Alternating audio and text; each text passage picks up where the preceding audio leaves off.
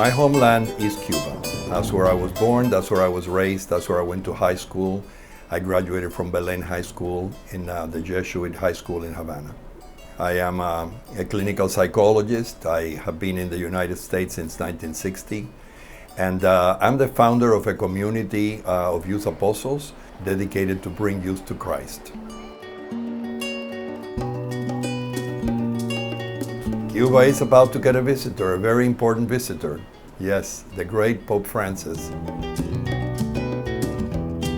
So my wife and I are going to be able to be there for that event, for the Mass in Havana on Sunday the 20th, God willing.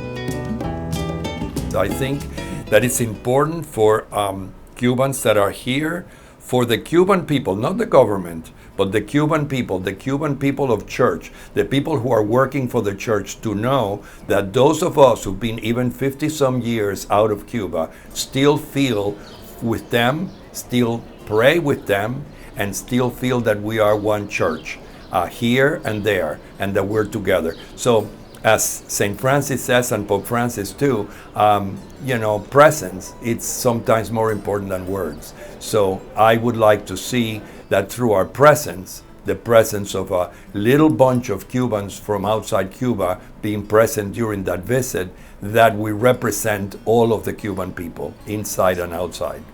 There will be political comments or political ways of trying to twist his visit. But the important thing, in my opinion, is that he is going to be there for the people.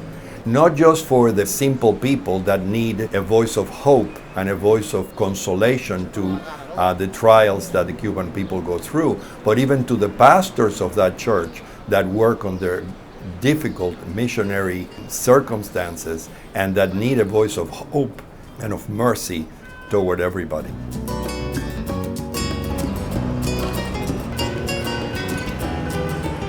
I think he is a great, fantastic gift to the church at this point.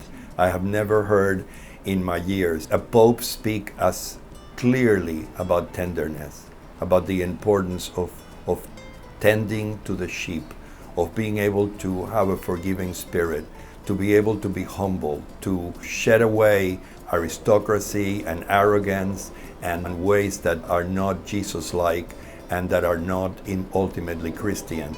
I think that he's a breath of fresh air. I want to hear Pope Francis in his native Spanish talking to the Cuban people. When he was in Paraguay in particular, how he comes alive in his native language, how he's able to pull away from the script and be able to just go into what is in his heart, to be able to say to the people, which is what moves the people the most. So I think that it's going to be exciting to hear him in vivo right there.